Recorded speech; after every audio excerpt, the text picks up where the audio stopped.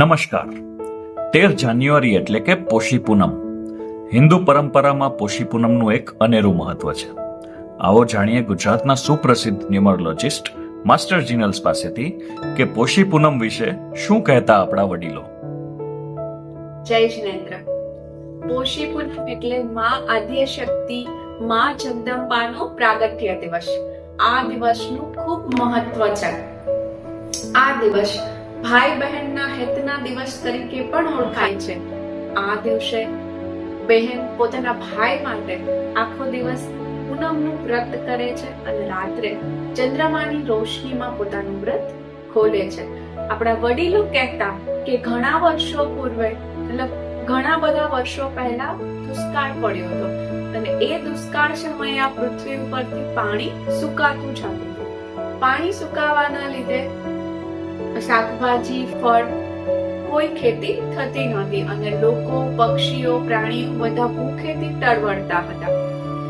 ત્યારે ઘણા ભક્તોએ માં આદ્યશક્તિની આરાધના કરી, માં આદ્યશક્તિની શરણમાં ગયા, એમને પ્રાર્થના કરી અને આ દિવસે માં જગદંબા પ્રગટ થયા અને માની કૃપાથી ફરીથી આ પૃથ્વી પર ખેતી થવા લાગી. ફરીથી આ પૃથ્વી લીલીછમ થવા લાગી અને ફળ અને શાકભાજીથી ખેતી શરૂ થઈ ગઈ.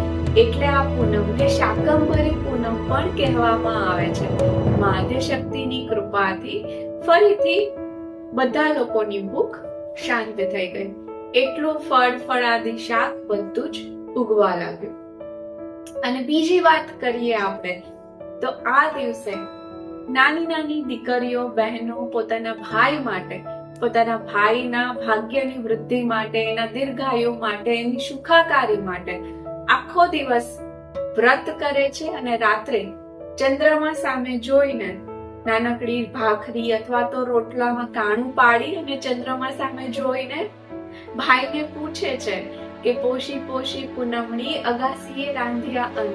ભાઈની બેન રમે કે જમે? આમ તો જમે જ કહેવાનું હોય, પણ ભાઈ હોય મસ્તીખોર હોય તો એમ કે રમે.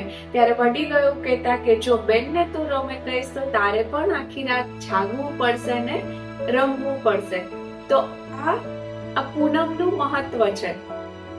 આ ભાઈ બહેનનો પણ તહેવાર છે કે બેન પોતાના ભાઈની સુખાકારી માટે આ વ્રત કરે છે અને માં અંબાની આરાધના કરે છે.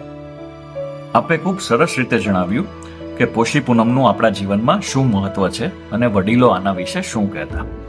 તો શું આપણે આ દિવસોમાં ખાસ કોઈ રેમેડીઝ કરી શકીએ કે જેથી આપણી પોષી પૂનમ હજુ પણ વધુ સારી રીતે ઉજવી શકાય? પૂનમના દિવસે તમે માં અંબાના મંત્રની માળા કરી શકો. સૌથી પહેલા તમારે ગણેશજીની આરાધના કરવાની છે, એના મંત્ર જાપ કરવાના છે. એ પછી તમે માતા અંબાનો આ મંત્ર બોલી શકો: યા દેવી સર્વભૂતેષુ અંબિકા રૂપેણ સંસ્થિતા નમસ્તસ્યૈ નમસ્તસ્યૈ નમસ્તસ્યૈ નમો નમઃ. અને એ પછી માં આદ્યશક્તિને તમારે પ્રાર્થના કરવાની છે કે હે માતા રાણી, મારી આ મનોકામના પૂરી કરજો. આ સિવાય તમે તમારા ક્રિસ્ટલને ચંદ્રમાની રોશનીમાં આજે ચાર્જ પણ કરી શકો. માં આદ્યશક્તિના પ્રાગટ્ય દિવસની આપ સર્વેને હાર્દિક શુભકામના.